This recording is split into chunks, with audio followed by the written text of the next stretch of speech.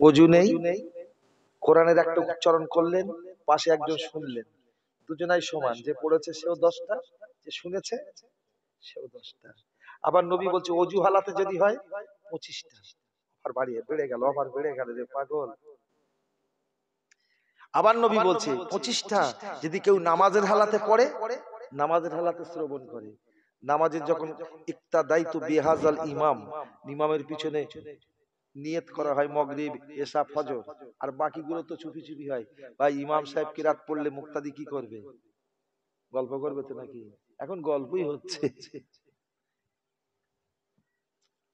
নিজের সঙ্গে নিজের গল্প হয়, ইমাম সাহেব কিরাত পড়ে যাচ্ছে আর ও সারা মাঠ চিন্তা করতেছে। নবী বলছে নামাজি হালাতে পড়লে 70টা নেকি।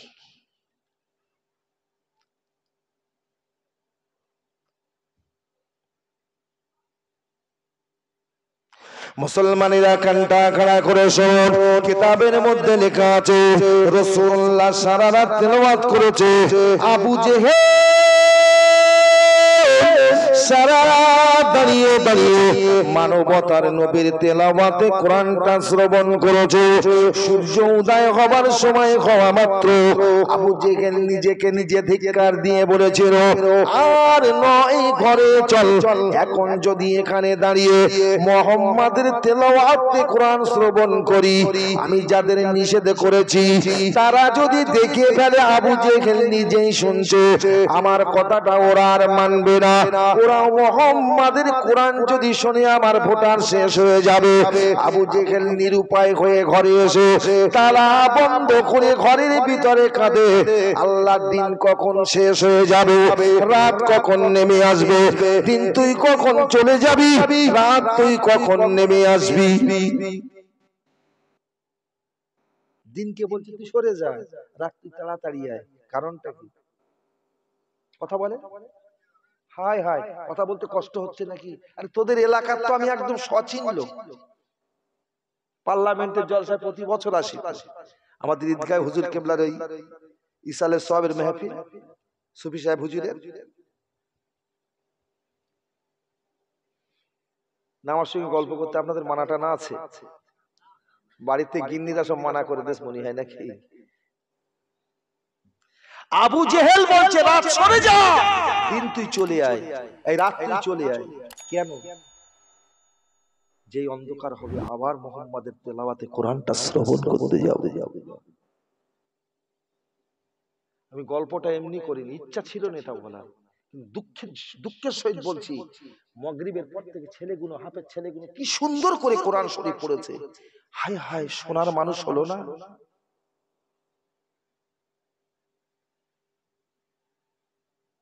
শুনবে কি করে? শোনার লাইন নেই। আমার নবী শুনিয়েছে তাই শুনিনি। শুনবেন একটু বলবো।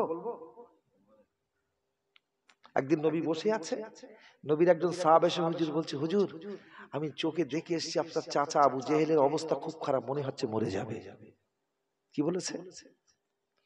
আমি নিজে দেখে এসেছি অবস্থা খুব খারাপ, মনে হয় মরে যাবে। আচ্ছা, আমাকে যে মারার জন্য অটোমেটিক তৈরি, আমার সর্বনাশ করে ফেলেছে। একটা কথার কথা, সর্বনাশ শব্দটা বলাটাও ঠিক নয়, আমরা বলে ফেলি। সর্বনাশ তো সেদিন হবে আল্লাহ বিচার করে যখন জাহান্নামে দেবে। এই কথা ভুল বললাম নাকি? দুনিয়ায় সর্বনাশ কি দেখেছে? কিচ্ছু নেই।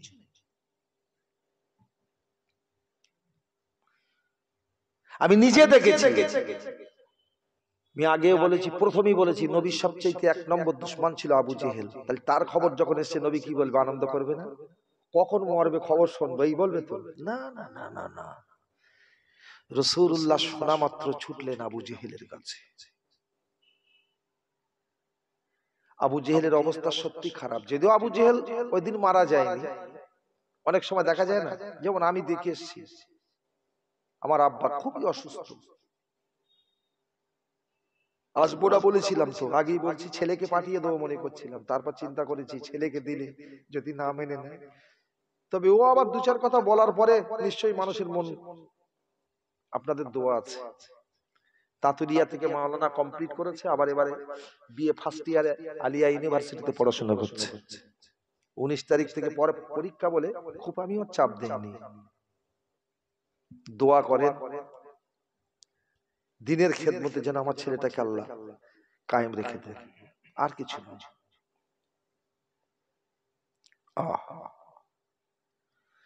আমার রাসূলুল্লাহ আবু জেহেলের পাশে গিয়ে বল, চাচা যান, কে তুমি?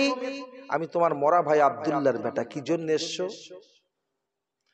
তাহলে চাচা, এতদিন যে কলেমার তুমি সঙ্গে দুশমনি করেছো, আমি শুনলাম তোমার অবস্থা খারাপ, নাকি মরে যাবে, সেই কলেমাটা তোমাকে পড়াতে এসেছি।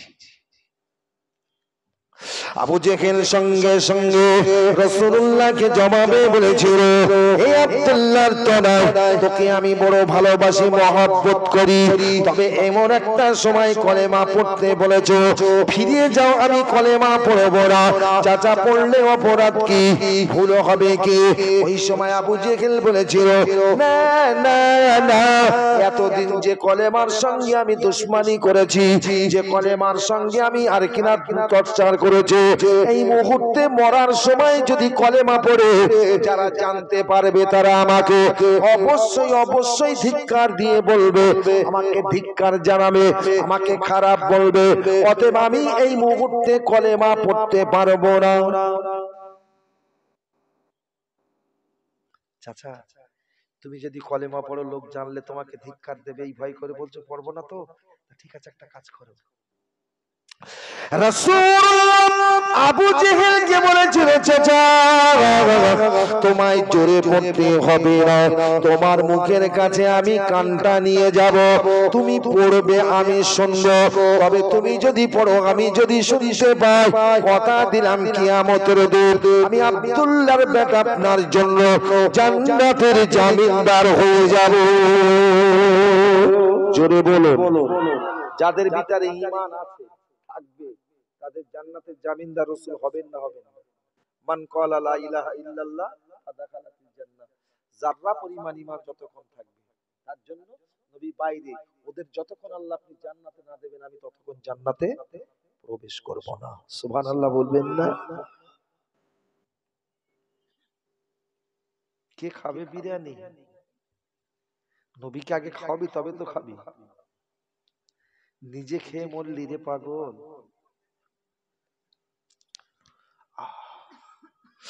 রাসূলুল্লাহ যখন এ কথা বললেন, আবু জেহেল বলেছিল, বাবা মুহাম্মদ, জোরেও পড়ব না, আস্তেও পড়ব না।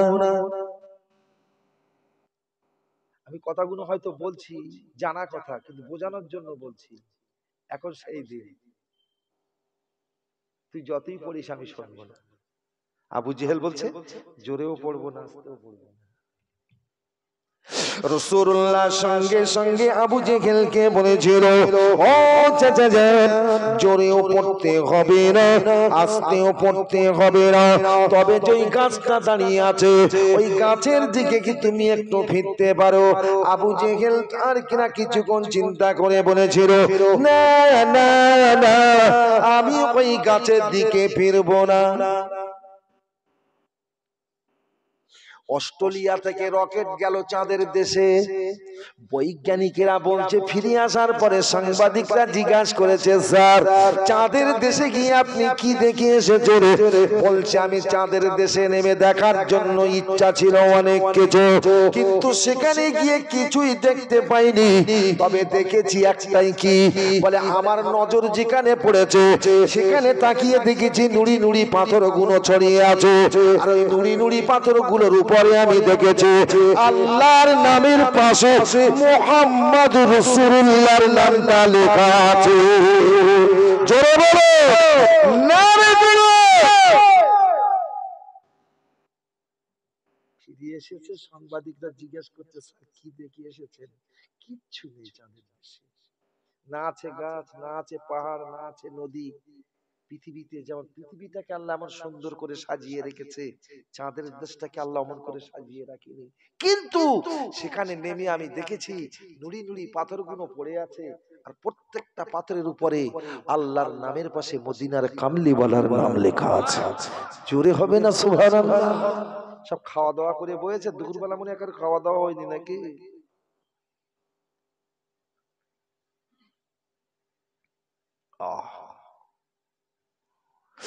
আমি এই কথাটা শুধুমাত্র বলার উদ্দেশ্যে নাই, তার কারণ যদি চাঁদের দেশে গিয়ে পাথরের গায়ে আল্লাহর নামের পাশে মুহাম্মাদের নামটা যদি লেখা থাকে দেখা যায়, আমার রাসূলুল্লাহ বলেছে গাছের দিকে ফেরো, গাছের পাতায়ও কি আল্লাহ নবীর নাম লেখা থাকতে পারে না? পারে না। আবু জেহেল জানে ওই গাছের দিকে ফিরলে মুহাম্মদ যে কলেমাটা আমায় পড়তে বলেছে নিশ্চিত ওই কলেমাটাই পড়া হয়ে যাবে। বাসে যারা উঠেছেন দেখবেন বাসের ভিতরে লেখা আছে 3 বছরের ঊর্ধ্বে পুরা ভাড়া লাগিবে। কি লেখা থাকে না? মাল নিজ দায়িত্বে রাখিবেন, পকেট মার হইতে সাবধান, ড্রাইভারের পিছনে লেখা আছে নো স্মোকিং। ভুল বুঝবেন না। আচ্ছা, যারা পড়তে জানে তারা কি জোরে জোরে পড়ে 3 বছরের ঊর্ধ্বে পুরা ভাড়া লাগিবে, পকেট মার হইতে সাবধান? যারা জানে তারা মনে মনে পড়ে। আমার নবী জানে চাচা তো পড়লো না, জোরেও পড়বে না আস্তেও পড়বে না, গাছের দিকে ফিরুক। আর আবু জেহেল চালাক, গাছের দিকে ফিরলে যে কলেমা পড়তে বলেছে মনে হয় কলেমাই পাতায় লেখা আছে, যদি ফিরি একবার তো নজর করলেই তো পড়া হয়ে যাবে। আহ, নবী আমার কেমন নবী ছিল!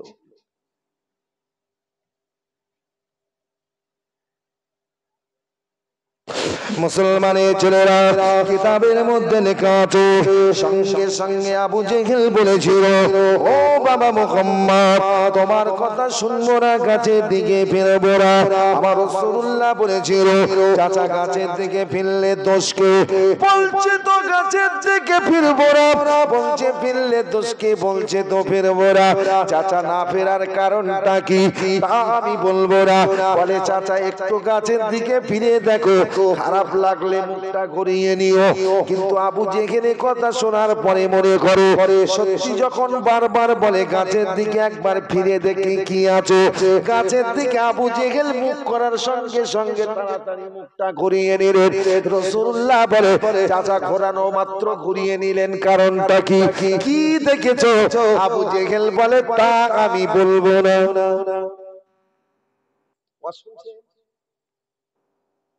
অসুবিধা হচ্ছে নাকি আপনাদের? কি বলেছে?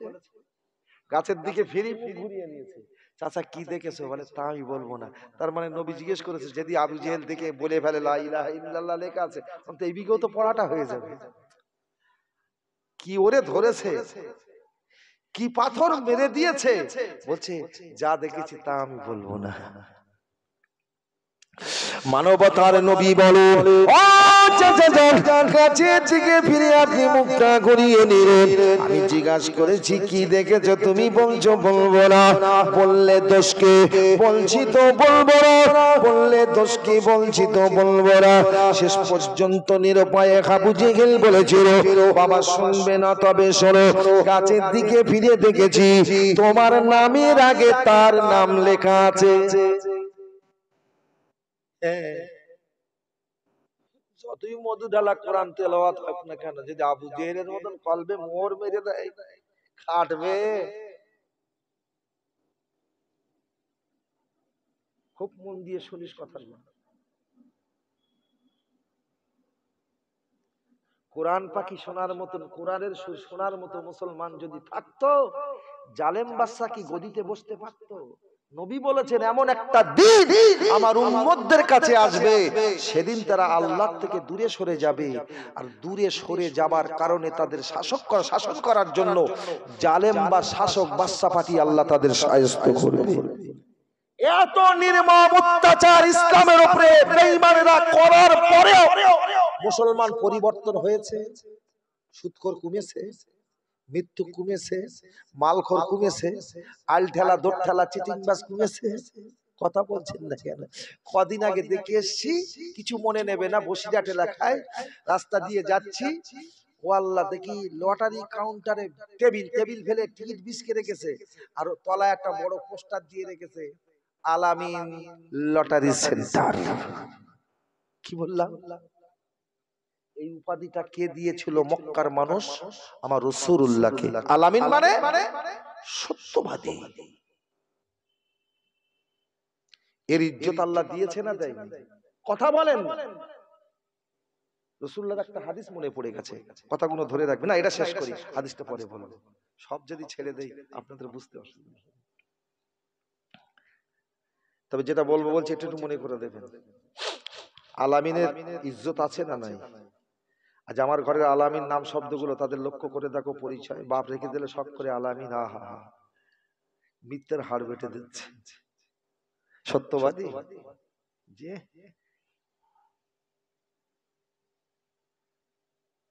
ওহ, কি বলেছে আবু জেহেল? তোমার নামের আগে তার নাম লেখা আছে। রাসূলুল্লাহ বলেছেন, ও চাচা জান, আমার নামের আগে কার নাম লেখা আছে তা আমি বলবো না।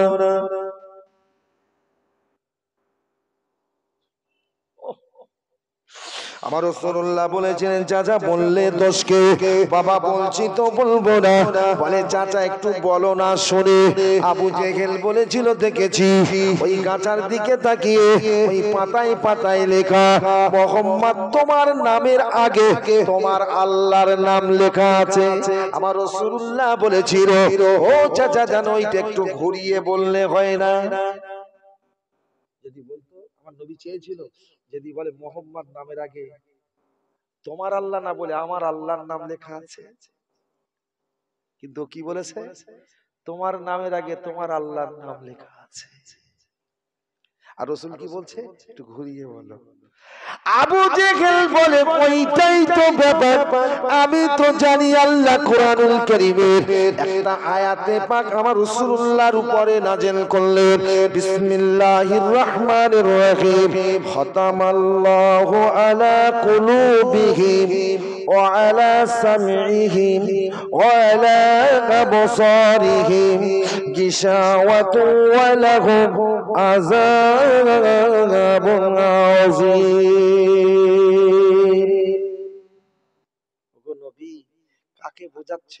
আমি ওর জবানে, কলবে, অন্তরে মোহর মেরে দিয়েছি, জীবনেও তোমার থেকে ঈমান আনবে না।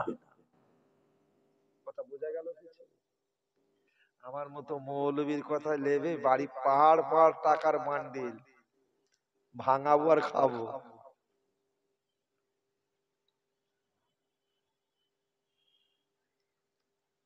অনেক কথা বলে ফেলেছি।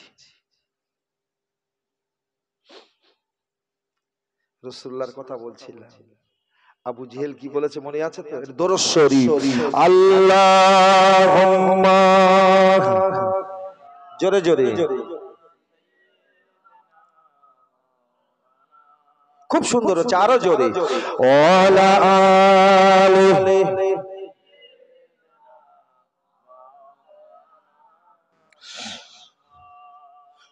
দুর্ভারতে মোদের আবাস নবীর মদিনাতে,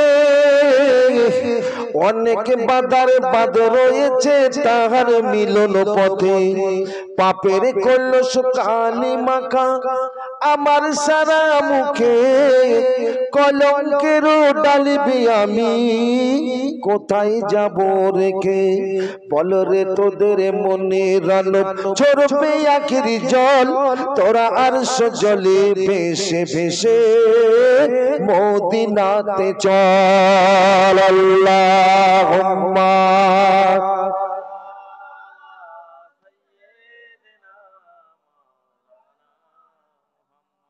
ওয়ালা আলি।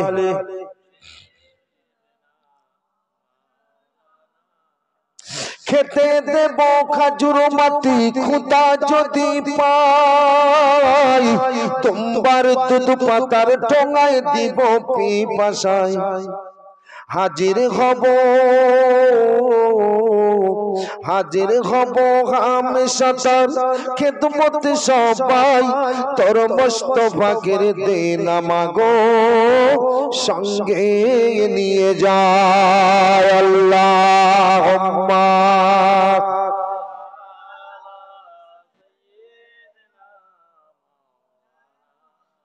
একটা আওয়াজ দিয়ে, ওয়ালা আলি। আচ্ছা, এখন যে আমরা ওয়াজ করি, শ্রোতারা যা শুনে, এই ওয়াজ শুনে পরিবর্তন হচ্ছে বলে মনে হয়? বিয়াদবি মাফ করবেন, ভুল বুঝবেন না, আমি তো দেখতে পাই। তবে ওয়াজ করে একটা লাভ হয়েছে, দেখেছি মসজিদে মুসল্লি বেড়েছে, কিন্তু সুদখোর, তেড়েলখোর, আল ঠেলা, দোর ঠেলা। কিরে ভাই, ভুল বলছি নাকি? রাগ করে নি। সোর খেয়ে যদি কাবা শরীফে দাঁড়িয়ে নামাজ পড়ি, নামাজ হবে? কথা বলে।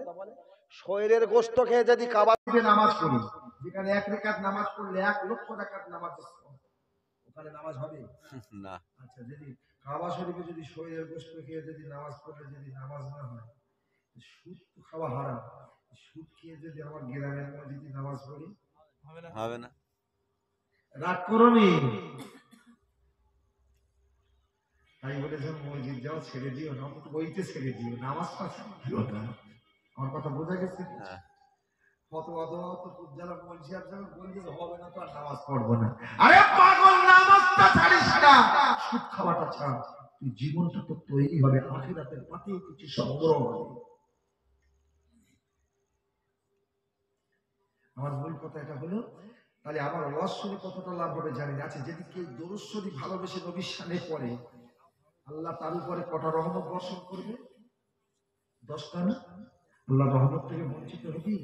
মানবতার নবী, বিশ্ব নবী সাহাবায়ে কিরামদেরকে এক তারিখে বলেছিল, ও বাবা সাহাবায়ে কিরামেরা, আমি আব্দুল্লাহর তো নয়, আল্লাহর কসম করে বলছে, যার হাতে আমার জান মোবারক জমা আছে, সেই আল্লাহর কসম করে বলছে, আমি আব্দুল্লাহর বেটা যদি মনে করি নামাজ আর রোজার বিনিময়ে আল্লাহ জান্নাতে যাব, না না, কোশ্চিন কালেও আমি রাসূলুল্লাহ নামাজ আর রোজার বিনিময়ে জান্নাতে যেতে পারবো না। সাহাবায়ে কেরামেরা প্রশ্ন করলেন, ইয়া রাসূলুল্লাহ, হাবিবাল্লাহ, আপনি বলছেন যার হাতে আমার জান মোবারক জমা আছে, সেই আল্লাহর কসম করে বলে, আর কিনা আমি নবী মুহাম্মদ সাল্লাল্লাহু আলাইহি ওয়াসাল্লাম যদি মনে করি নামাজ আর রোজার বিনিময়ে জান্নাতে যাব, আপনি বলছেন যেতে পারবো না, তবে মানুষ কিসের বলে জান্নাতে যাবে? আমার রাসূলুল্লাহ বলেছিল, কেউ যদি মনে করে নামাজ রোজার বিনিময়ে জান্নাতে যাব, সে জান্নাতে যেতে পারবে না। তবে জান্নাতে যেতে পারে একটাই তার কারণ, নবী বলেছে আল্লাহর দয়া ছাড়া কেউ জান্নাতে যেতে পারবে না। আমরা নামাজ পড়ি, রোজা করি, কতটুকু দেখি, আল্লাহ যদি দয়া না করে, হিসাব যদি পাই টু পাই করে, যেতে পারবো বলে মনে হয় না? সেই রহমত, দয়া আল্লাহ বর্ষণ করবে দরুদ শরীফ পড়লে কটা? 10টা। এই দরুদ পড়তে এত আসতে কেন? একটু আওয়াজ দিয়ে পড়ে, আল্লাহুম্মা সাইয়্যিদানা ওয়া আলা আলি সাইয়্যিদিনা। আবু জেহেল এই দিকে চলে যা, রাত্রি চলে যায়, মনে আছে? কেন? আমি যদি দিনের আলোতে যদি মুহাম্মাদের কোরআন শুনতে যাই, তাহলে লোক দেখতে পেলে আমার পিছন পিছন সবাই তো দলে দলে যাবে, অন্ধকারে গেলে দেখতে পাবি না। মানুষ আবু জেহেলের সঙ্গে দলে দলে দেখা করতে এসেছে, ও আমাদের দলনেতা আবু জেহেল, ঘরে কেন বেরিয়ে এসো, আমাদের খুব জরুরি প্রয়োজন তোমার সঙ্গে। আবু জেহেল বলে, যতই তোদের কাজ থাক না কেন, যতই জরুরি মনে হোক না কেন, এই মুহূর্তে আমি আবু জেহেল তোদের সঙ্গে দেখা করতে পারবো না, আমি নিজেই কঠিন ব্যতিব্যস্তর ভেতরে আছি, যা ফিরে যা, দেখা হবে না। সবাই চলে গেল, দিন চলে গেল, রাত নেমে এলো, অন্ধকার নামতে আবু জেহেল পাহারা দেবার নাম করে বেরিয়ে আমার রাসূলুল্লাহর যে জায়গায় দাঁড়িয়ে কোরআন শ্রবণ করছিল, ঠিক সেই জায়গায় গিয়ে দাঁড়িয়ে সারা রাত আমার রাসূলুল্লাহ তেলাওয়াতে কোরআন শ্রবণ করেছে।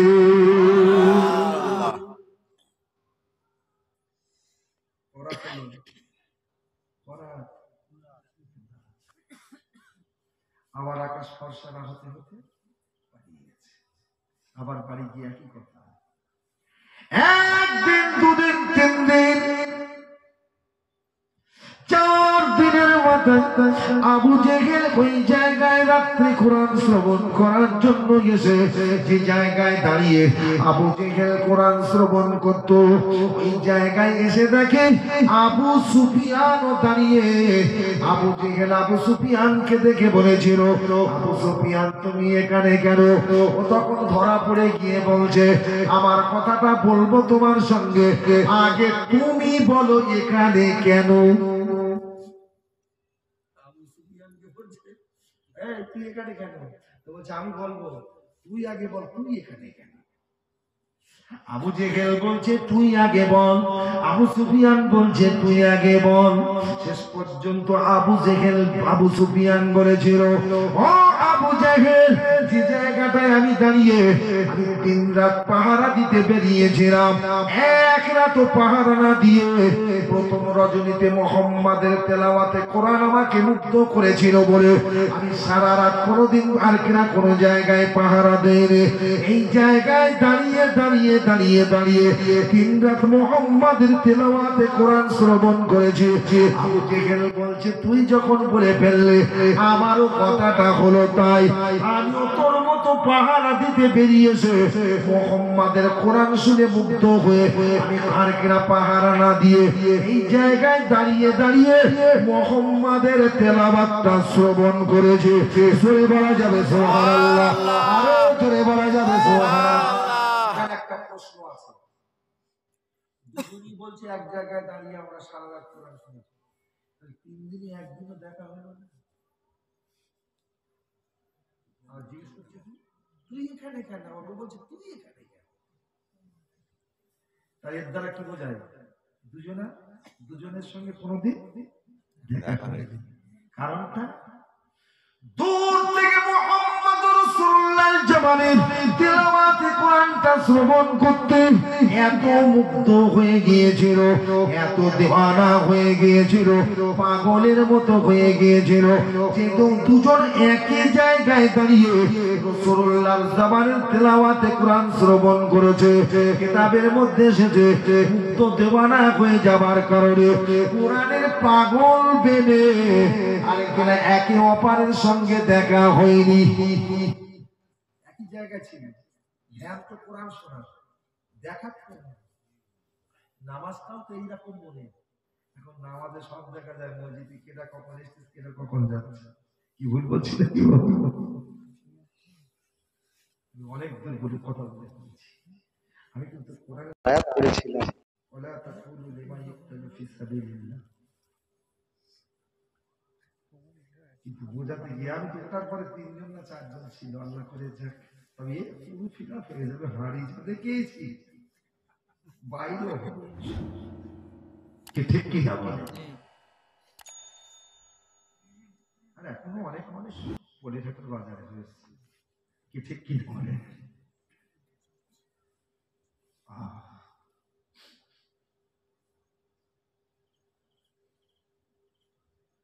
ওই কথা একটু বলে ফেলি, সময় পাবো। জানার কথা বলছি, লটারি সেন্টারে কি নাম? উপাধি দিয়েছিল কারা? মক্কার কাফেররা। কখন দিয়েছিল? হযরত আসাদ পাথরকে নিয়ে যখন ঝগড়া হয়েছিল, একদল বলছে আমরা নিয়ে যাব আর একদল বলছে আমরা নিয়ে যাব। ফয়সালা কি করবে? আব্দুল্লাহর বেটা মুহাম্মদ সাল্লাল্লাহু আলাইহি ওয়াসাল্লাম নবী গিয়ে কি বিচার করেছিল? চাদর পেতে দিয়ে চার পাথরটা হাতে করে তুলে দিয়ে বলেছিল তোমরা সবাই মিলে চাদরের চতুর্দিকে ধরো, তারা সবাই ধরে নিয়ে যাবে। সেদিন মক্কার মানুষ বলেছিলেন আলামিন সত্যবাদী। আমার নবীর বিচারে মুগ্ধ হয়েছিল। ঠিক নবী একটা মানুষকে উপাধি দিয়েছিল, তিনি হলো হযরত আবু বকর সিদ্দিক। সিদ্দিক শব্দের অর্থ কি? জোরে বলে, জোরে বলে সত্যবাদী। আচ্ছা, আবু বকরকে সত্যি লকাব দিয়ে গেল সিদ্দিক, আমাদের দেয়নি? দিয়েছে না দেয়নি? রাসূলুল্লাহর কাছে একটা ইহুদি গিয়ে বলছে হুজুর কলেমা পড়বো। তাহলে তুই আগে কি করিস বলতে হবে, তারপর কলেমা পড়া। কথা বোঝা যাচ্ছে কিছু? গিয়ে বলছে হুজুর আমি কলেমা পড়বো। তাহলে তুই কি করিস আগে বল, তবে পর কলেমা পড়াবো। যাও।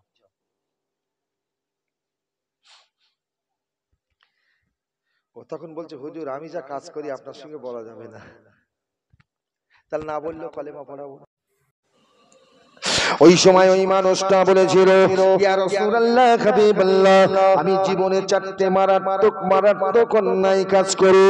1 নাম্বার আমি জিনা করি, 2 নম্বর আমি শরাব পান করি, 3 নম্বর আমি চুরি করি, 4 নাম্বার আমি মিথ্যে কথা বলি। যারা সত্যি কথা বলে তাদের সত্যবাদী বলে, যারা মিথ্যে কথা বলে তাদের কি সত্যবাদী বলে নাকি? দেখেন না, মসজিদে নামাজ পড়ে বেরোচ্ছেন, পাওনাদার ফোন করে, হ্যালো, তাহলে ভাই কোথায় আছি, আজ টাকা দেওয়ার ডেট, বলে আজকে টাকা হবে না, আমি ভাই আজকে অনেক ঘুরিয়ে আছি।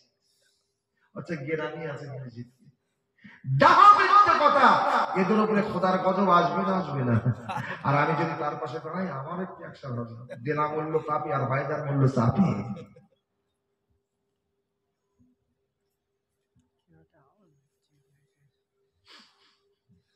নবী শোনার পরে বলেছিল, তোমাকে আমি কলামে পড়াবো একটা শর্তে। ইয়া রাসূলুল্লাহ হাবিবাল্লাহ, বলুন কি করতে হবে? রাসূলুল্লাহ বলেছিল, তুমি যে 4টে অন্যায় কাজ করো, একটা তোমাকে নিষেধ করব, আমার মানাটা মানতে হবে।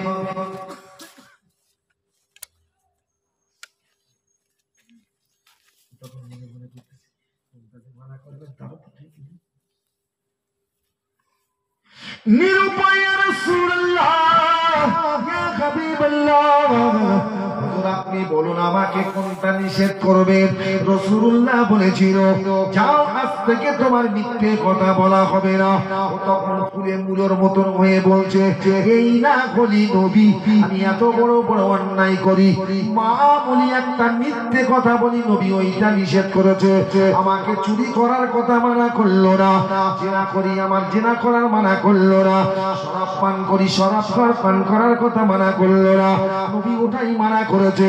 আনন্দিত হয়ে বলেছিল, ইয়া রাসূলুল্লাহ হাবিবাল্লাহ, আমি আপনার কথাটা মেনে নিলাম, জীবনে আর কোনোদিন মিথ্যে কথা বলবো না। রাসূলুল্লাহ বলেছিল, যাও বাড়ি যাও, সারা রাত কি করবে, কাল আমার সঙ্গে সে সত্যি কথা বলবে।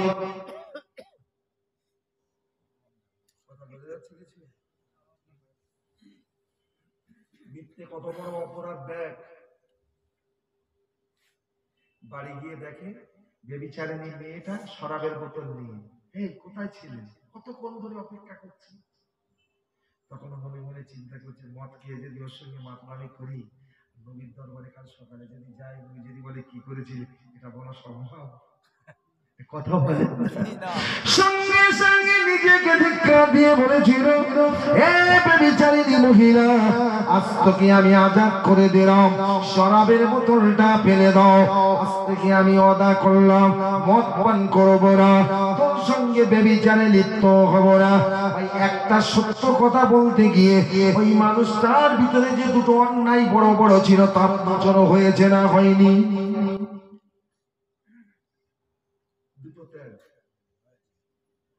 বাকি কোনটা? নিষিদ্ধ রাত্রে চুরি করতে বেরিয়েছে, দেখে একজনের সঙ্গে দেখা, সে যেই হোক না কেন, কোথায় যাবে? নবী কি বলেছিল? মিথ্যে কথা বলা হবে না। তখন চিন্তা করতে, নবী তো বলে দিয়েছিল মিথ্যে কথা বলা হবে না, এর সঙ্গে যদি সত্যি কথা বলতে এক্ষুনি বলাতে, এখন আমি কি করবো? ওই সময় বলেছিল, ভাই আমি কোথায় যাব জানতে চেও না, তবে যে জায়গায় বেরিয়েছিলাম আমি আর যাব না। ফিরে গেল ঘরে, সকালবেলা রাসূলুল্লাহর কাছে গিয়ে বলেছিল, হুজুর মিথ্যা কথাটা যে এত বড় পাপ আমার জানা ছিল না। ইয়া রাসূলুল্লাহ হাবিবাল্লাহ, প্রথম মনে করেছিলাম এইটাই তো ছোট পাপ, এখন মনে হচ্ছে এর মতো বড় পাপ আর নাই। হুজুর এই মিথ্যে কথাটা বলতে নিষেধ করার কারণে আমার ভিতরে বাকি যে 3টে বড় অপরাধ গুলো ছিল, সেটাও আমার থেকে তওবা হয়ে গেছে। জোরে বলা যাবে সুবহানাল্লাহ, জোরে বলা যাবে সুবহানাল্লাহ। খবরদার, নামাজ একটা কম পড়বি, মিথ্যে কথা কম বলবি। কি বললাম? নামাজ আমি বলছি বলে যেন খবরদার যেন আমার কথা শুনে যেন পাঠা, তার মানে কি পাপ থেকে বাঁচবো কি ভাই, ঠিক কিনা? এইবার ওরা আসছে, লাইন দিয়েছে,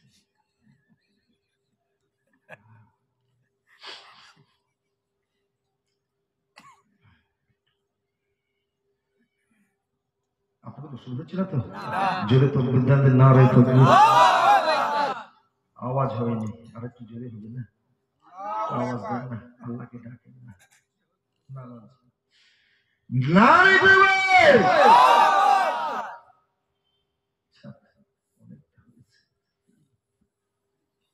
আল্লাহ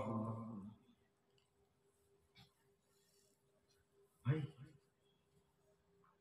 রাসূলুল্লাহ মিরাজে গিয়েছিল, কেউ মেনে নিতে পারেনি। একটা মানুষ প্রথম মেনে নিয়েছিল, তিনি হলেন হযরত আবু বকর।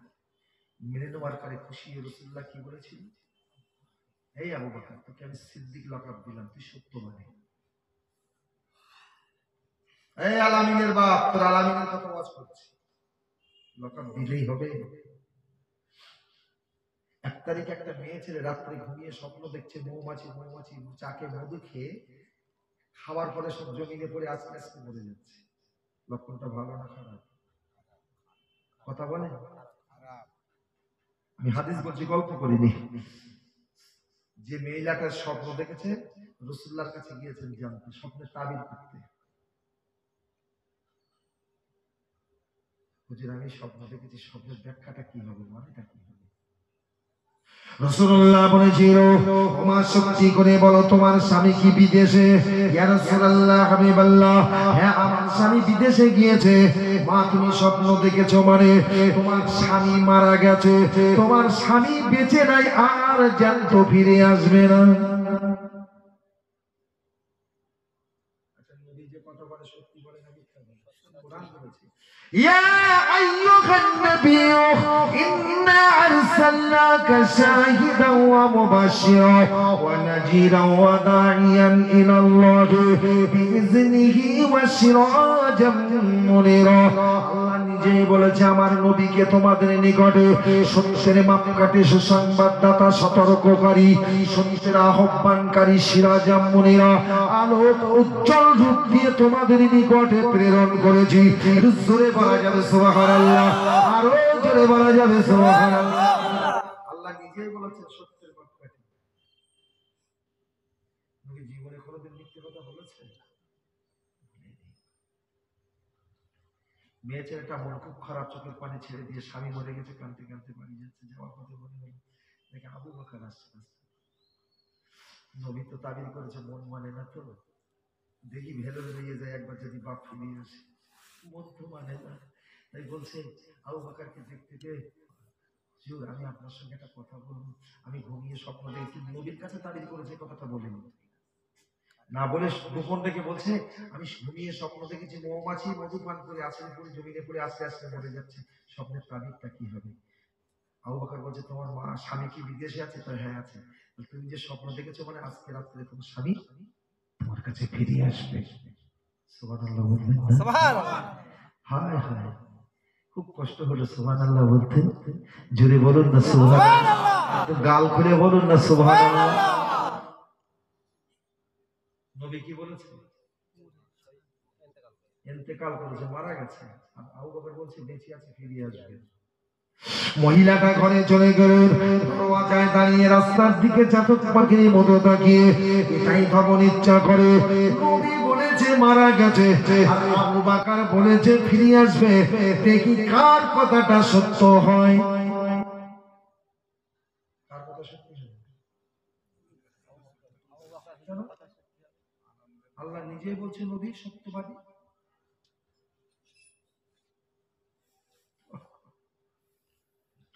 মহিলাটা দরওয়াজায় দাঁড়িয়ে চাতক পাখির মতো চেয়ে, কখন দেখি আমার নবীর কথা সত্য হয় না আবু বকরের কথা সত্য হয়।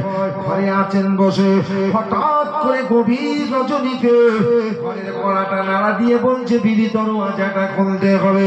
দরওয়াজা খোলা মাত্র দেখে প্রাণের স্বামী ফিরে এসেছে। ভাই মনে আনন্দে ভরে গেল, নবী স্বপ্নের তাবির করেছে মারা গেছে, আবু বকর বলছে বেঁচে আছে, ফিরে আসবে। আবু বকরের কথাটা তো সত্য হয়ে গেল, নবীর কথাটা কেন মিথ্যা হলো জানার জন্য পরদিন সকালে মহিলাটা বলছে, স্বামী দীর্ঘদিন আপনি বাইরে ছিলেন, আপনার ইজাজত নিয়ে অনেক কাজ করেছি, আজকে আপনার বিনা ইজাজতে কোনো কাজ, বিনা হুকুমে কোনো কাজ আমি করতে পারবো না। আপনি আপনি কি আমায় একটু পারমিশন দেবেন, আমি মানবতার নবীর সঙ্গে দেখা করতে যাব? পারমিশন দেবেন? নবীর কাছে যাবে মানা করবো? যাও। রাসূলুল্লাহর কাছে গেলেন। আমার রাসূলুল্লাহকে মহিলাটা বলেছে, রাসূলুল্লাহ হাবিবাল্লাহ, আপনার কাছে স্বপ্নের তাবির করতে এসেছিলাম। আপনি আমার কথা শুনে বলেছিলেন তোমার স্বামী মারা গেছে, আর কিনা কোনোদিন ফিরে আসবে না। আমি আপনার থেকে ফিরে যাওয়ার পথে আবু বকরের সঙ্গে সাক্ষাৎ হয়েছিল। আবু বকরকে আপনার কথা না বলে আবু বকরের কাছে নতুন করে তাবির করেছিলাম। আমি বলা মাত্র আবু বকর তাবির করে বলেছিল তোমার স্বামী বিদেশে মানে আজ রাত্রে ফিরে আসবে। আমি দুটো স্বপ্নের তাবির নিয়ে ঘরে বসে অপেক্ষা করেছে। সত্যি গভীর রজনীতে আমার স্বামী আমার কাছে ফিরে এসেছে। ইয়া রাসূলুল্লাহ হাবিবাল্লাহ, আপনারটা মিথ্যা হয়ে গেল, আবু বকর একটা সত্য হলো, কারণটা জানার জন্য এসেছি। আল্লাহ নবীকে জিবরাইল মারফত জানিয়ে দিল, হে আমার হাবিব, আপনি যে তাবির করেছিলেন ওটা সত্য ছিল, কিন্তু কারণটা কি নবী?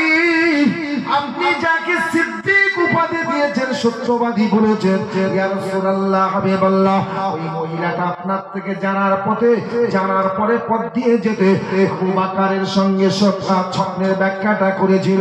আবু বকর বলেছিল ফিরে আসবে, আর আপনি বলেছেন মারা গেছে। সত্যি ওর স্বামী মারা গিয়েছিল, কিন্তু আবু বকর বলেছে ফিরে আসবে। ওই কথাটা সত্য হলো, ওর স্বামী ফিরেছে। একটাই তার কারণ নবী, আজ যদি ওর স্বামী না ফিরে আসতো তাহলে নিশ্চিত ওই মহিলাটাই আবু বকরকে মিথ্যাবাদী বলতো। অতএব রাসূল গো, আপনার দেওয়া লকাবটা আবু বকরকে দেওয়ার কারণে যে ওর স্বামী মারা গিয়েছে, আপনার দেওয়া লকাবটা আবু বকরের জন্য প্রমাণ রাখার জন্য আমি আল্লাহ ওর মৃত স্বামীকে জীবিত করে ওই মহিলার কাছে ফেরত দিয়েছি।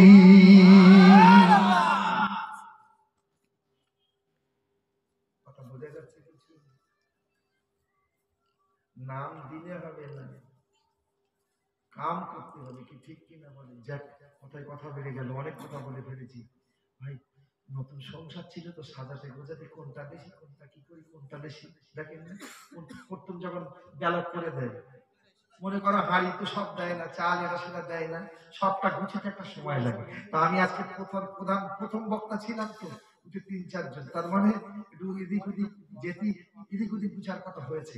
এবার আসুন আমি একটা কোরআনের আয়াত দিয়ে আপনাদেরকে বোঝানোর চেষ্টা করবো ইনশাআল্লাহ। একটু মহব্বতে দরুদ শরীফ। আল্লাহুম্মা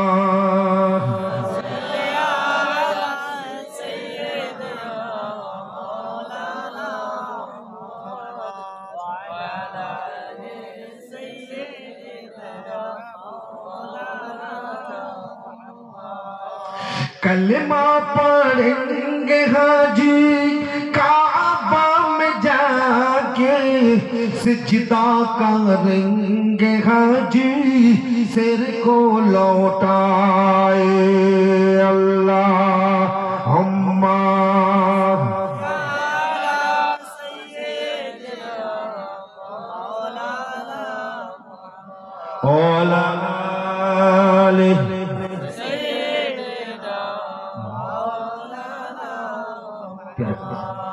বিসমিল্লাহিররহমানিররহিম। ওয়ালা তাকুলু লিমা ইউকতালু ফি সাবিলিল্লাহ। আল্লাহ কি বলছেন?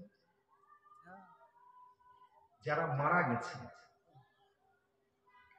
তারা ইসলামের জন্য জিহাদ করতে গিয়ে, ইসলামের জন্য লড়াই করতে গিয়ে যারা মারা গেছে, তাদেরকে তোমরা মৃত বলো না। ফি সাবিলিল্লাহ, আল্লাহর রাস্তায় যারা জীবনকে উৎসর্গ করেছে তারা মৃত নয়, বরং তারা জীবিত।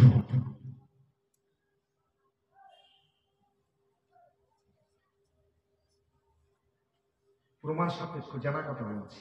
আমাদের মা আয়েশা হুমায়রা 1 তারিখে বসে আছেন, আর ওই ঘরে রাসূলুল্লাহ বসে আছে। হাজী সাহেব যারা হজে গিয়েছেন দেখেছেন রাসূলুল্লাহর মাজার মা আয়েশার ঘরে মানে ডান দিকে মরুভূমি, যেটাকে রিয়াজুল জান্নাত, এই আপনার জান্নাতুল বাকিয়া কবরস্থান, একদম মরুভূমি, ঘর বাড়ি নেই, ফাঁকা। তবে দিনের পর দিন ফ্ল্যাট, বড় বড় ফ্ল্যাট হচ্ছে। আজ থেকে আমি 13 সালে গিয়েছিলাম, এখন যারা হজে যাচ্ছে ফিরে এসে বলছে 30,000 দেখে এসেছিল, সেটা নেই, নতুন করে সব বিল্ডিং তৈরি হচ্ছে। কথা বোঝা গেছে? তো নবী আয়েশার ঘরে বসে কবরের দিকে ফিরে চুপ করে বসে আছে। হঠাৎ করে মা শুনতে পাচ্ছে রাসূল বলছে ওয়ালাইকুম আসসালাম। কি বললাম? কি বললাম?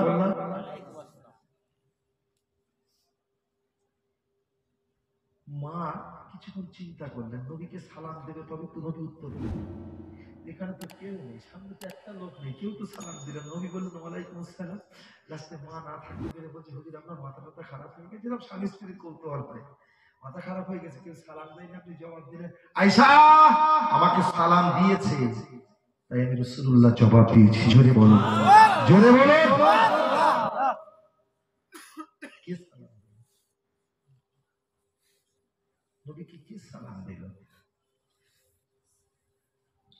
বিশ্বনবী রাসূলুল্লাহ বলেন আমি রাসূলুল্লাহ একটা যুদ্ধের ময়দানে 3000 সেনা পাঠিয়েছিলাম।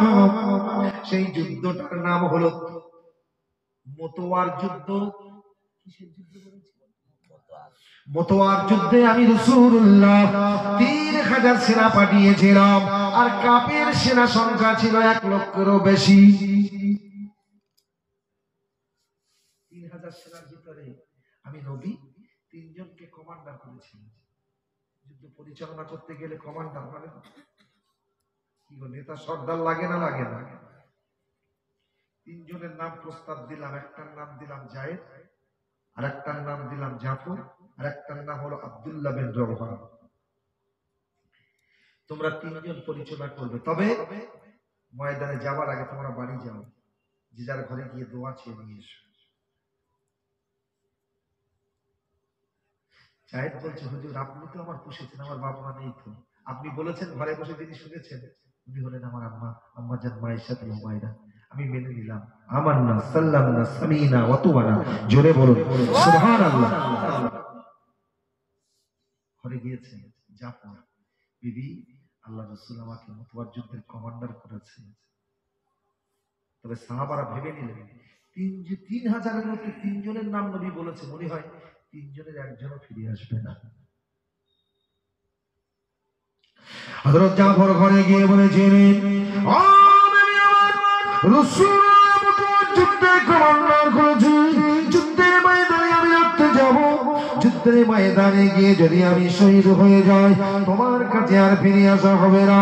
তাই তোমার সঙ্গে জীবন যাপন করেছি, চলার পথে যদি কোনো ত্রুটি করে থাকি আমাকে আল্লাহর রাস্তে maaf করে দিও, আর আমার জন্য দোয়া করো।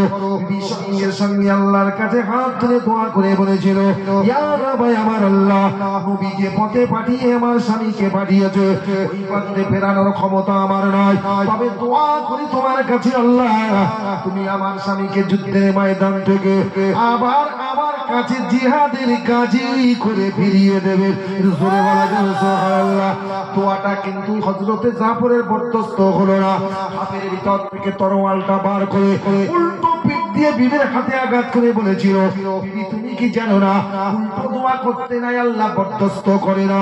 আঘাত করে জাফর যখন রওনা হয়ে গেল পিছন দিক দিয়ে বাচ্চাগুলো আব্বা আব্বা বলে ডাকে, আর বিবি কাটা কৌতরের মতো ছটপট ছটপট করে, কিন্তু জাফর মনে মনে করে বাচ্চাগুলো আমার আব্বা আব্বা করে ডাকে, ওদের মোহে ওদের প্রেমে ওদের ভালোবাসায় একবার যদি ওদের মুখের দিকে তাকাই বাচ্চাদের প্রেমে মহব্বতে হয়তো আমার রাসূলুল্লাহর কথাটা আমি ভুলে যাব।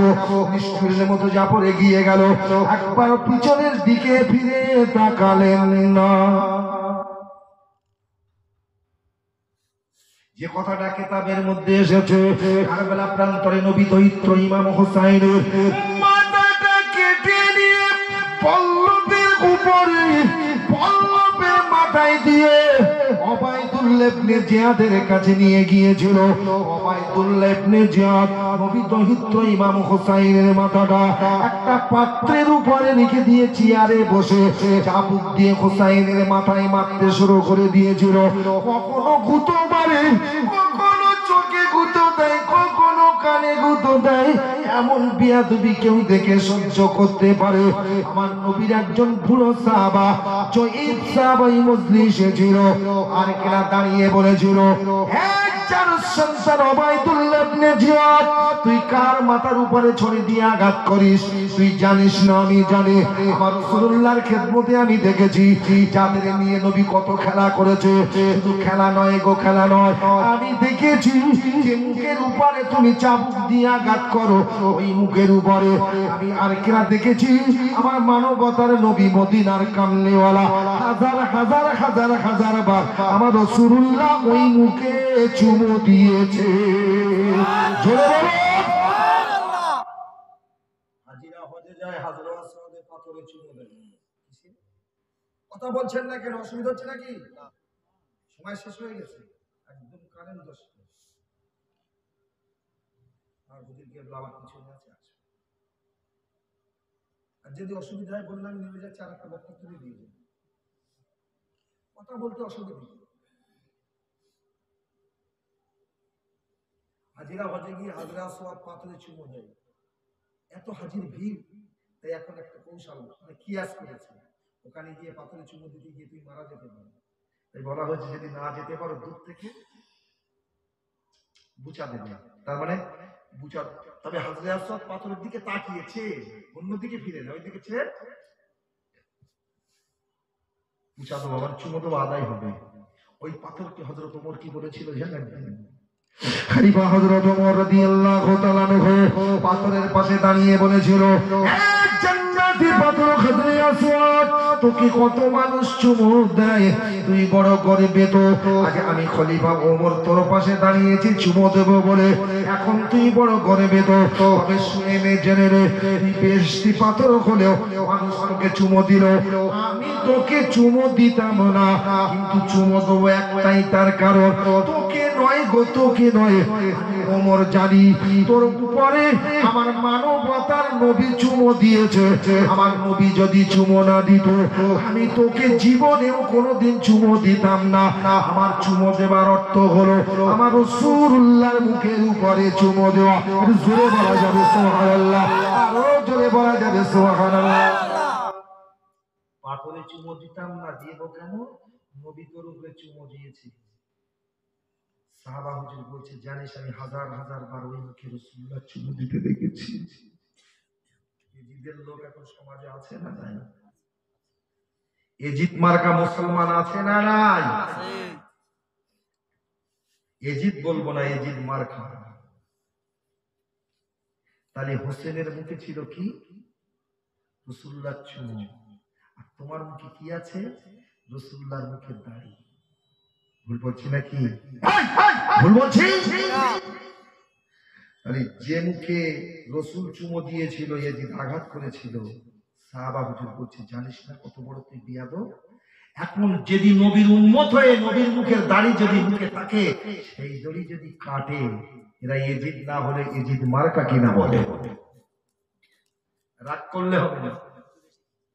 জোরে তাকবীর দেন, নারায়ে তাকবীর, আরো জোরে নারায়ে তাকবীর, জোরে দেন। আমাদের মাথার মনে হুজুর পীর কেবলা এসেছেন, জোরে তাকবীর দেন, নারায়ে তাকবীর, জোরে দেন, নারায়ে তাকবীর। সিলসিলায়ে হক পুরপুরা শরীফ, সিলসিলায়ে হক পুরপুরা শরীফ, সুনামধন্য পীর সাহেব হুজুর কিবলা, সুনামধন্য পীর সাহেব হুজুর কিবলা, নারায়ে তাকবীর। বলুন না আলহামদুলিল্লাহ। একটা চা দেশো আলহামদুলিল্লাহ, জোরে বলুন আলহামদুলিল্লাহ। আলহামদুলিল্লাহ। এখনো হয়নি, বলুন আলহামদুলিল্লাহ। আলহামদুলিল্লাহ। আর একটু জোরে বলুন আলহামদুলিল্লাহ। আলহামদুলিল্লাহ। যখন আল্লাহকে ডাকবে কান খুলে মহব্বতে থাকবে। এবার আপনারা বলবেন, হুজুর আস্তে যদি ডাকে আল্লাহ শুনতে পাবেন? বারহাক অবশ্যই পাবে। আর একজন সাহাবা নবীকে প্রশ্ন করেছিল, হুজুর আল্লাহ দূরে না নেই? বললাম এই কথা বলছেন না কেন? কে প্রশ্ন করছে? সাহাবা হুজুরকে প্রশ্ন করছে, নবীকে প্রশ্ন করছে, হুজুর আল্লাহ দূরে না নেই কাটে, তার তা কেন? নবী যদি আল্লাহ যদি দূরে হয় জোরে ডাকবে, আর কাছে হলে আসতে হলে তোমরা বলো নবী দূরে না, আল্লাহ দূরে না কাছে?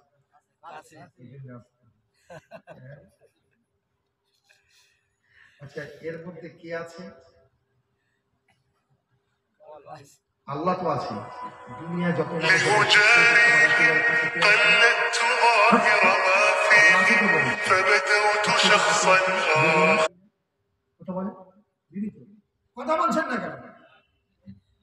আরে আল্লাহ যদি কাছে থাকে আসতে ডাকতে হয়, বাড়িও তোমার এত কাছে যখন দিদি আছে বাড়িতে বাবার কাছে জোরে ডাকবেন কেন? তো কাছে এটা মহব্বত এস কি ঠিক কিনা বলেন? সাহাবা বলছেন হুজুর আল্লাহ দুটো রানীকে তা কেন জোরে জোরে জোরে ডাকবো কাছে আসতে ডাকবো? ভাই 30 পারা কোরআন যেটা শুনেছেন, আমার নবীর যত কথা শুনেছেন, আচ্ছা নবীর যত ওয়াজ শুনেছেন, সেই কথাগুলো ওয়াজগুলো নবীর ওয়াজ না আল্লাহর ওয়াজ?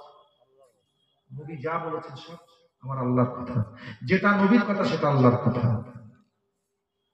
এখানে ওয়াজটা কি করবেন? ওই সাহাবাকে কি উত্তর দেবেন? নবী দেবেন?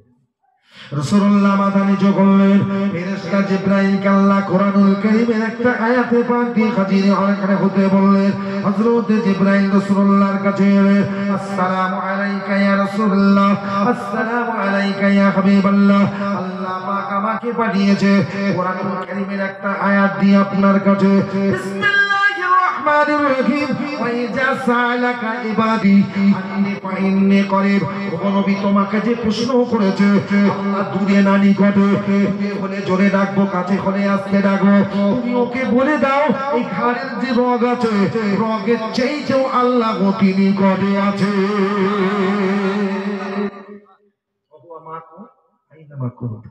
আল্লাহ নিজে বলছে কেন আমি তোমাদের অতি নিকটে আছি। আমি বুঝিয়ে বলেছি আল্লাহকে ভালোবেসে একটু জোরে ডাকবো, কি ঠিক কি না বলে?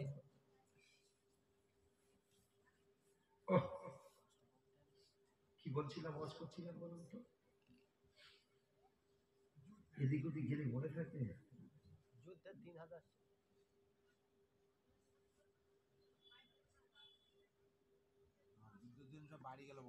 হ্যাঁ মাশাআল্লাহ।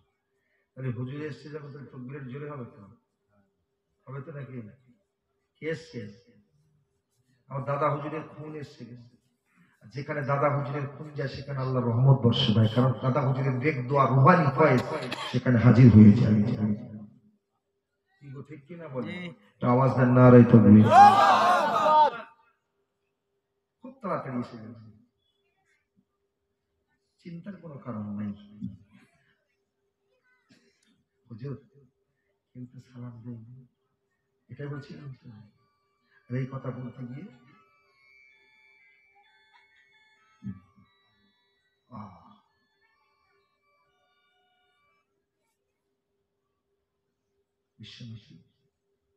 আমার জান আয়েশা তো হুমায়রাকে রাসূলুল্লাহ জবাব দিলেন, কিতাবের মধ্যে লেখা আছে জাফর দোয়ানির ঘরে বসে হযরত জাফর দোয়ানির বিবির কাছে গিয়ে হযরত যায়েদ দোয়ানির ঘরে বসে এবার চলে গেল আব্দুল্লাহ বিন রওহা ঘরে গিয়েছেন, গিয়ে দেখে বিবি আমার ঘরে বসে বাসর ঘরে কোরআন শরীফ তেলাওয়াত করে। আব্দুল্লাহ বিন রওহার নতুন বিয়ে হয়েছিল, সোহাগ রাত বাসর ঘর, কিন্তু ঘরে গিয়ে দেখে বিবি ঘরে বসে কোরআন পড়ে। দরওয়াজায় দাঁড়িয়ে আওয়াজ দিয়ে বলেছিল, বিবি একটুখানি আল্লাহর রাস্তে কোরআন তেলাওয়াতটা পড়া বন্ধ করো, কেন আমি তোমার সঙ্গে একটা কথা বলবো। বলছে একটু কাছে এসো, বলছে আমি কাছে যাব না। বলছে কেন আসবে না? বলে বিবি গো আল্লাহ পাকের নবী আমাকে যুদ্ধের ময়দানের কমান্ডার করেছে, যুদ্ধের ময়দানে যেতে হবে, তাই আপনার কাছ থেকে বিদায় নিতে এসেছি। অনেকের জন্য আনতে আপনার সঙ্গে যদি কোনো বেয়াদবি হয়ে যায় আমাকে আল্লাহর রাস্তে মাফ করে দিও, আমার জন্য দোয়া করো।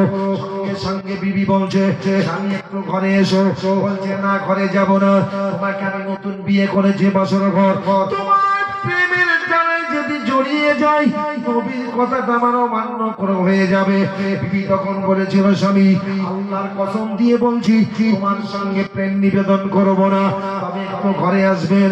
আমি জানি তুমি হলে মক্কার সুন্দর সুপুরুষ, আর আমি হলাম মক্কার সুন্দরী রমণী নারী।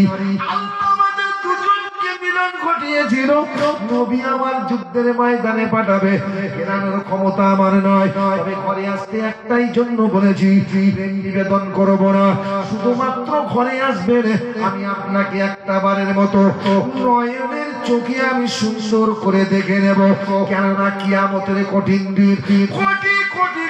কোটি মানুষের মাঝে যেন আমি তোমাকে স্বামী রূপে চিনে নিতে পারি। জোরে বলা যাবে সুবহানাল্লাহ। সঙ্গে সঙ্গে আব্দুল্লাহ বিন রওহা বলেছিল, বিবি যদি তাই মনে করো যে দেখার প্রয়োজন হবে না, আমি যে পথের প্রতীক বেঁধেছি তুমিও যদি ওই পথের প্রতীক বেঁধে থাকতে পারো, কিয়ামতের দিন তোমাকে স্বামী কোথায় খুঁজতে হবে না, আল্লাহ পাক তোমার আর আমার মিলন ঘটিয়ে দেবে। জোরে বলা যাবে সুবহানাল্লাহ। মিলন ঘটায় কে? ঘটায় কে? আল্লাহ। কোথায় বাপের বাড়ি আর কোথায় বাপের বাড়ি? কি ছেলে এদেশে আসে এই দেশে হলো কি করে? সময় মতো যাবো, ফোন করতে হবে না, বলেছি তো, এত ফোন করলে হবে না।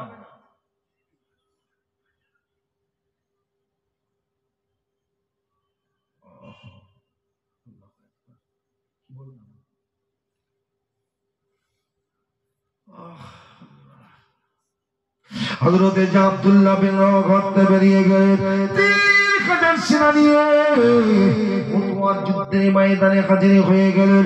প্রথম পতাকা নিয়েছিল উঁচু করে হাতে করে হযরত রাসূলুল্লাহর পালিত পুত্র যায়েদ। লড়তে লড়তে লড়তে লড়তে যায়েদ শহীদ হয়ে গেল। এবার পতাকা কে ধরবে? ছুটে গেল হযরতে জাফর, পতাকা ধরেছিল। হযরত জাফর পতাকা ধরে লড়তে শুরু করে দিল। কিতাবের মধ্যে লেখা আছে, লড়তে লড়তে কাফেররা হযরত জাফরের হাতগুলো পা গুলো কেটে ফেলে দিয়েছিল।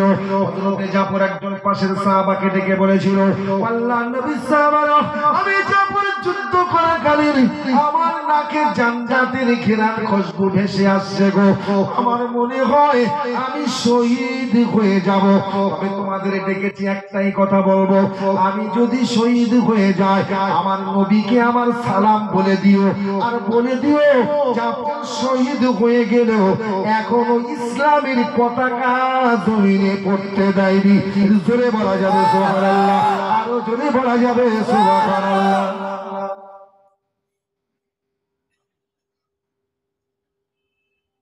হযরত জাফর শহীদ হয়ে গেলেন।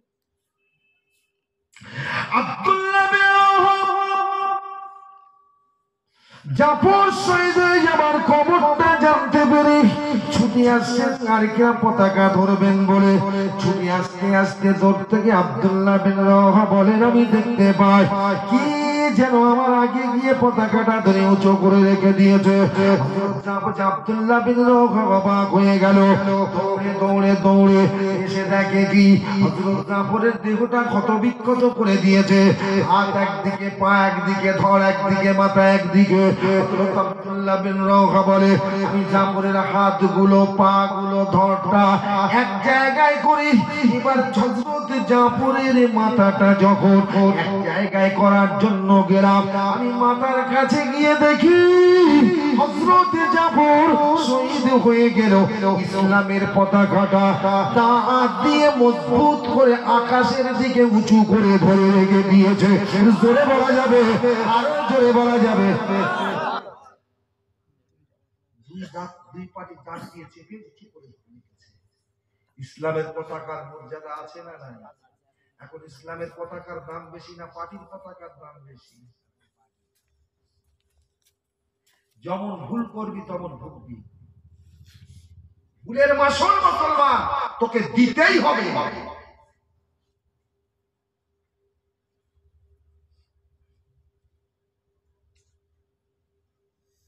নবীকে সাহাবারা প্রশ্ন করেনি, হুজুর আপনি বলুন ইসলামের পতাকার রং কেমন হবে? কালো হবে, সাদা হবে, সবুজ হবে, নীল হবে, হলুদ হবে? রাসূল কি বলেছিল? আমার পতাকার রং হবে সবুজ। হুজুর চিনতে কি লেখা থাকবে? লেখা থাকবে লা ইলাহা ইল্লাল্লাহু মুহাম্মাদুর রাসূলুল্লাহ সাল্লাল্লাহু আলাইহি সাল্লাম। জোরে বলুন সুবহানাল্লাহ। এখন বর্তমানে মুসলমানদের হাতে যে পতাকা সবুজ, কলেমা লেখা, মসজিদে নামাজ পড়তে যাচ্ছে তাও পকেটে করে দিয়ে যাচ্ছে। করুনি খোদার ঘরটা একটু বেজে চলিস, কি ঠিক কিনা বলে? বিশ্বাস করুন, আমি যেবারে হজ পাকে যাই, হজ থেকে ফিরে এসেছি, খাজুর নিয়ে এসেছি, হিন্দু ভাইরা এসেছে খাজুর নিতে, জমজমের পানি নিতে। আমি বলছি ওদের একটু বেশি করে দিই। তোরা এসে বসছে, আমি বলি কাগজে মুড়িয়ে কিছু দাও আর কিছু খেতে দাও। ছেলেদের বলছি কাগজে মুড়িয়ে কিছু দিয়েছে আর কিছু হাতে দিয়েছে খেতে। আল্লাহর কসম, মুসলমানরা খাচ্ছে আর আটিগুলো ছুঁড়ে ছুঁড়ে ফেলে দিচ্ছে। নিষেধ নেই, মানা নেই, কিন্তু আমার বলার উদ্দেশ্য ওই হিন্দু ছেলেগুলো খোরমাগুলো খায় আর আটিগুলো হাতে করে নিয়ে পকেটে নেয়। আমি বুঝি না কি ব্যাপার না। তাহলে মোহাম্মদ সাল্লাল্লাহু বসানো গাছের খেজুর নয়, ওরা যেটা বুঝেছে। কথা বোঝা যাচ্ছে কিছু? আজকে আমার কাছে আদব আছে বলে মনে হয় না।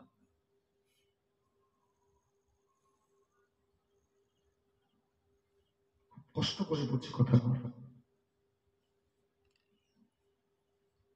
বলছি, আমি মাথাটা উঁচু করতে গিয়ে দেখি এই অবস্থা। হযরত আব্দুল্লাহ বিন রাওহা বলে, হযরত জাফরের হাত পার দেহ মাথাটা এক জায়গায় করে আমি হযরতে জাফরের মাথা থেকে পা পর্যন্ত চুমা দিলাম। তবে ইসলামের জন্য যুদ্ধের ময়দানে যারা শহীদ হয়ে যায় তাদের গোসল দেওয়া হয় না, বিনা গোসলে তাদের দাফন করা হয়।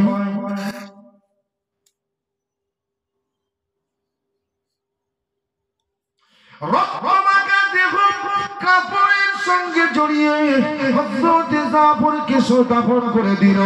এইখান হযরতে আব্দুল্লাহ বিন রাওহা বলে, আমি এক তারিখে ঘুমিয়ে স্বপ্ন দেখে হযরতে জাফর পাখির ডানার মতো মেলে মেলে আল্লাহর জান্নাতে উড়ে বেড়ায়। আমি জিজ্ঞাসা করি, জাফর রে, আল্লাহ তোর সঙ্গে কিরূপ ব্যবহার করেছে? বলে, আল্লাহ আমার জিজ্ঞাসা করেছে তোর অবস্থা এমন কেন, তোকে গোসল দিল না, রক্তমাখা অবস্থা এমন কেন? আমি আমার আল্লাহর জবাবে বলি, আল্লাহ পাক দুনিয়ার জমিনে নবী আমাকে ইসলামের জন্য যুদ্ধের ময়দানে পাঠিয়েছিল। ইসলামের জন্য যুদ্ধের ময়দানে গিয়ে লড়তে লড়তে কাফেরেরা আমাকে শহীদ করে দিয়েছে, আমাকে রক্তাক্ত অবস্থায় দুনিয়া থেকে বিদায় দিয়েছে। ওই সময় আমার আল্লাহ বলে, জাফর তোকে আমি দুনিয়ায় কত কত নাজ নিয়ামত দিয়ে পাঠিয়েছিলাম, সবের অধিকারী তুই হয়েছিলি, কিন্তু তুই কারোর মায়া করলি না। যুদ্ধের ময়দানে গিয়ে আমি আল্লাহ আমার দিনের জন্য বিবির মায়া করলে না, বাপ মায়ের মায়া করলে না, টাকা পয়সার মায়া করলে না, গাড়ি বাড়ির মায়া করলে না, ধন সম্পত্তির মায়া করলে না, ছেলে মেয়ের মায়া করলে না, দুনিয়ার মায়া করলে না। আমার দেওয়া জীবনটাকে তুমি আমার জন্য দিয়ে এসেছো। বলো জাফর, আমার থেকে তুমি কি চাও? আমি আল্লাহ তোমাকে সেটাই দিয়ে দেব। জোরে বলা যাবে সুবহানাল্লাহ। ওই সময় জাফর বলেন, আল্লাহ পাক তোমার থেকে আমি কিছুই চাই না। আল্লাহ, আমি জান্নাত চাই না, সুখ চাই না, শান্তি চাই না, তবে তোমার কাছে চাই শুধু তুমি আর একটা বার আমার জীবন দান করে দুনিয়ায় পাঠিয়ে দাও। আমি যদি আর একবার যদি দুনিয়ার জমিনে যেতে পারে, আর একটা বার যুদ্ধের ময়দানে গিয়ে তোমার ইসলামের জন্য আমার জীবনটাকে উৎসর্গ করে দিয়ে আসবো। জোরে বলা যাবে সুবহানাল্লাহ। এখন আপনারা বলুন, আল্লাহ দুনিয়ার মানুষ ওয়াদা করলে ভঙ্গ করে, আল্লাহর ওয়াদা কি ভঙ্গ হয়? না। আল্লাহ কি বলেছে? জাফর বলো কি চাও তাই তোমায় দেব। জাফর কি বলেছে? আল্লাহ আমার একবার দুনিয়ায় পাঠান। যে খোদা বাইতুল্লাহকে জিয়াদকে রাসূলুল্লাহর পুরো সাহাবা বলেছিল, তুই কার মুখের উপরে চাবুক দিয়ে মারিস, ওই মুখে রাসূলুল্লাহর চুমো দেওয়া আছে। ওই সময় উবাইদুল্লাহ ইবনে জিয়াদ বলেছিল, তোর বয়স যদি বেশি না হতো, তুই যদি বুড়ো না হতিস, এই মুহূর্তে তোকে ওখানে হত্যা করে দিতাম। ওই সময় রাসূলুল্লাহ সাহাবা বলেছিল, এই বুড়ো বলে তুমি আমায় হত্যা করবে না, তবে শুনে নাও, জেনে নাও, এই কথা বলার অপরাধে তুমি যদি আমায় হত্যা করে দিতে, আর আল্লাহ যদি আমার হাজার হাজার জীবন দান করত, নবী দহিত্র ইমাম হুসাইনের সঙ্গে বিয়াদবি করার জন্য আমি হাজারো বার তোমার বিরুদ্ধে কথাটা বলে দিয়ে হাজার বার জীবনটা আল্লাহর জন্য নবীর ভালোবাসায় দিয়ে দিতাম। একবার না, হাজার হাজার বার দিয়ে। কার ভালোবাসা? এই কার নবীর ভালোবাসা? নবীকে ভালোবাসি, নবীকে ভালোবাসি। নবীকে যারা ভালোবাসে তাদের 1 নম্বর লক্ষণ দেখা যাবে, তারা নামাজ ছাড়া চলে না। যারা নামাজ পড়ে না তারা কি নবীকে ভালোবাসে বলে মনে হয়?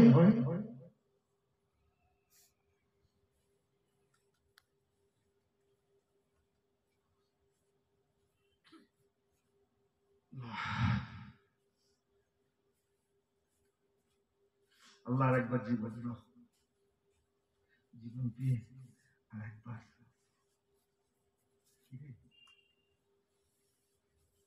হাদিস শরীফের মধ্যে আরেকটা বয়ান এসেছে, আমার নবী যিনি সবচেয়ে বেশি হাদিস লিখেছেন তার নাম হলো হযরত আবু হুরায়রা রাদিয়াল্লাহু তাআলা আনহু। সবচেয়ে নবীর হাদিস বেশি লিখেছেন। এক তারিখে আবু হুরায়রা ঘরে বসে বড় খিদে পেয়েছে, বড্ড খিদে লেগেছে, কাঁদছে। কার কাছে কি বলবো খিদের খবর? দুদিন খাওয়া না সারা গ্রামের লোক জেনে যায়, কি রে আমার ক্ষুধার খবর জানবে কি? হযরত ওমরকে বলেছিল, সাহাবারা, ভাই ওমর, গোডাউনে তো মাল নেই, লোক যদি নিতে আসে কি দেবেন? হযরত ওমর চিঠি লিখলেন এক বাদশার কাছে, বাদশাকে চিঠি লিখে বললেন, আমার বাইতুল ফান্ডে মাল নেই, কিছু মাল পাঠিয়ে দাও। যার কাছে চিঠি পাঠিয়েছে উনি চিঠিটা পড়ে এত খুশি, পুনরায় হযরত ওমরের কাছে চিঠি লিখছেন, আমিরুল মুমিনিন হযরত ওমর, তুমি যে চিঠি পাঠিয়েছো তোমার চিঠিটা পড়ে আমি খুব মুগ্ধ হয়েছি, খুব খুশি হয়েছি। এক্ষুনি যা মাল পাঠাবো মাল ফেরত দিতে হবে না, ফিরি। কিন্তু একটা শর্তে, কি? আমার একটা কথা রাখবেন। কি কথা? তারা চিঠি লিখছেন, কি কথা? বলছে আপনাকে এখনো 1 মাস গদিতে বসে রাজত্ব করতে হবে। কমাস? আর এখন যারা আসছে দেশে ভোট চাইতে ক বছর?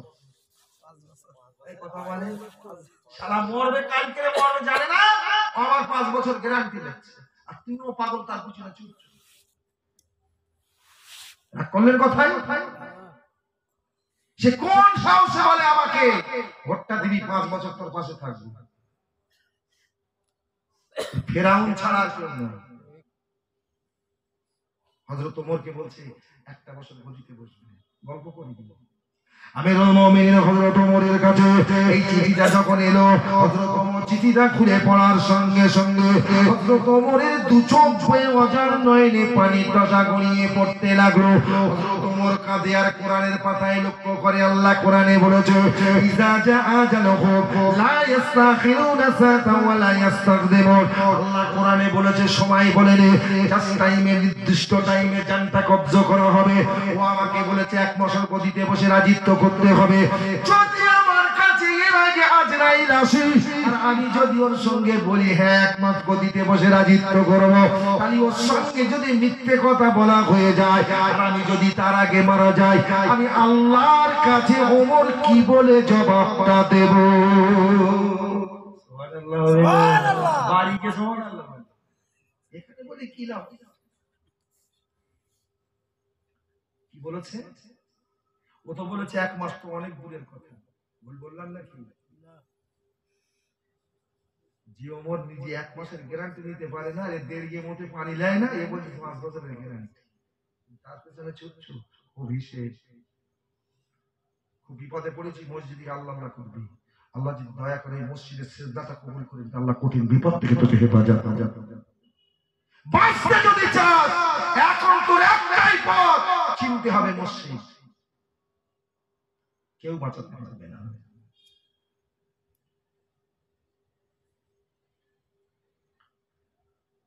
যারা আমার জন্য বলছে দেবো দেবো দেবো বলে, শুধু এসে বলি দেবো দেবো, মুখী বলতে দেবো দেবো আর অন্তরে কি বলতে খাবো খাবো, তাই তো নাকি? আচ্ছা আমার আল্লাহ কোনোদিন বলেছে খাবো খাবো? আমার আল্লাহ শুধু বলছে দেবো দেবো দেবো দেবো। আল্লাহ দোয়া বন্ধ করেছে? চিনলি না রে আল্লাহকে? চিন চিন চিন লাভ। হযরতে আবু হুরায়রার কথা বলে, হযরতে আবু হুরায়রা রাদিয়াল্লাহু তাআলা আনহু ঘরে বসে কাঁদে, আল্লাহ বড্ড ক্ষুধা পেয়েছে, ক্ষুধার জ্বালা সহ্য করতে পারে না। এই কথা কারে বলবো? কিন্তু আবু হুরায়রা সিদ্ধান্ত করে নিল, কাল সকালে রাস্তায় বেরিয়ে যাব, যার সঙ্গে দেখা পাবো তার সঙ্গে আমি আবু হুরায়রা আমার ক্ষুধার খবরটা বলবো।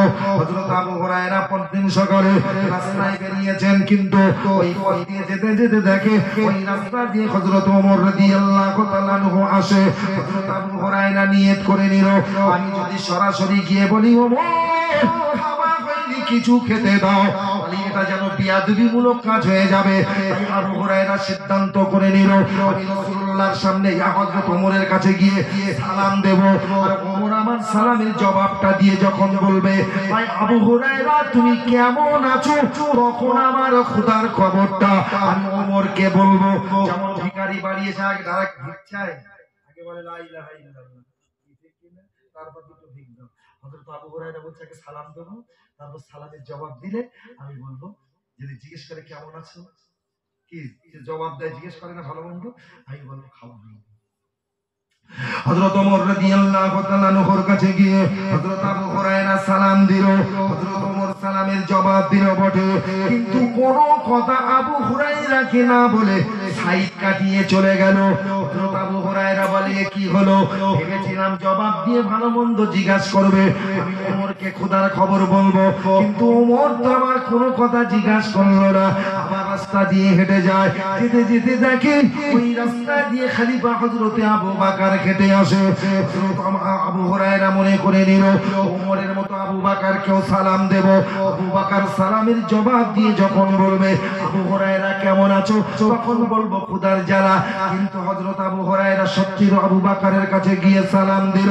সালাম দেওয়ার পরে আবু বকর হযরত আবু হুরায়রাকে সালামের জবাব দিল বটে, কিন্তু ওমরের মতো কোনো কথা না বলে আবু বকর সাইড কাটিয়ে চলে গেল। হযরত আবু হুরায়রা কাঁদে, আল্লাহ ওমরও আমার কোনো কথা জিজ্ঞাসা করলো না, আবু বকরও কোনো কথা জিজ্ঞাসা করলো না, এখন আমার উপায় কি হবে? আবু হুরায়রা রাস্তা দিয়ে ফের হেঁটে যায়, যেতে যেতে যেতে যেতে দেখে ওই রাস্তা দিয়ে মদিনার কামলিওয়ালা হেঁটে আসে। জোরে বলা যাবে সুবহানাল্লাহ। আবু হুরায়রা আমার রাসূলুল্লাহকে গিয়ে সালাম দিল, রাসূলুল্লাহ সালামের জবাব দিয়ে এটাই বলেছিল, চলো বাবা কোথায় যাবে, আমার সঙ্গে আমি রাসূলুল্লাহ আমার বাড়িতে চলো। আমার রাসূলুল্লাহ যখন বাড়ি যাবার কথা বলে, হযরত আবু হুরায়রার মনে হয় নবীর ঘরে তো খাবার দেওয়ার মতো কিছু নাই, কেননা হাদিস পাকে এসে আম্মা জান আয়েশাতুল হুমায়রা বলে আমাদের ঘরে অনেক সময় এক মাস চুলো জ্বলত না, দুটো কালো জিনিসকে জীবন ধারণ করতাম, একটা হলো খোরমা, একটা হলো জমজমের পানি। আমাদের ঘরে যদি 10 দিন না যাবে, 2 দিন না যাবে, বউ থাকবেন, বাবার বাড়ি গিয়ে ফোন করে বলে তোর ভাত খাওয়া না,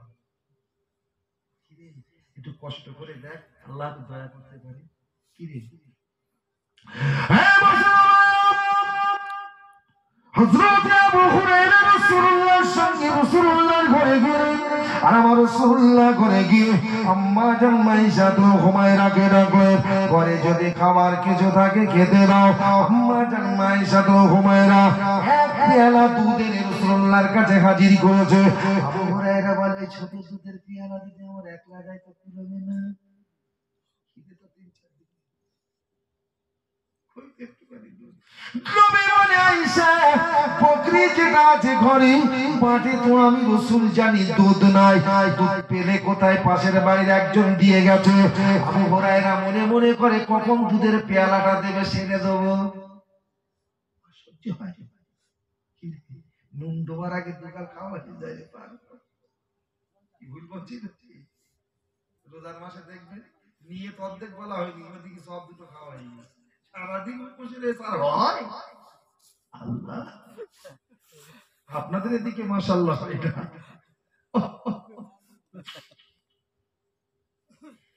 আবু হুরায়রা কিন্তু মনে মনে করতে কখন দেবে নবী। এবার নবী দুধের পেয়ালা হাতে করে দিয়ে বলছে, বাবা আবু হুরায়রা দুধের পেয়ালা তো হাতে, তুমি বলো তো আমার মাদ্রাসায় কত ছাত্র আছে?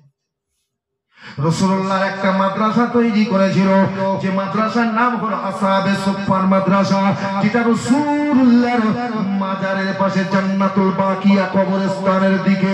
আমার রাসূলুল্লাহ বলেছিল, ও বাবা আবু হুরায়রা এই মুহূর্তে বলো আমার মাদ্রাসার কত তলাবা আছে?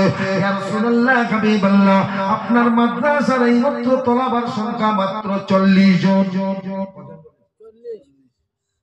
ওই যদি 40 আর আবু হুরায়রা যদি 40 নবী বলে বাবা আবু হুরায়রা দুধের পেয়ালাটা তোমার হাতে দেব, তবে তুমি একা নও গো, ওই 40 জন আর তুমি 40 জন 41 জন মিলে এই দুধটা ভাগ করে খাবে। বলে আল্লাহ এই কি সর্বনাশ, তোমার একা করে আর নবী বললে 41 জন ভাগ করে খেতে হবে, কি সর্বনাশ। আমি গল্প করিনি, মুসলমান বস্তা শোন, তোর ঘরে অবাধ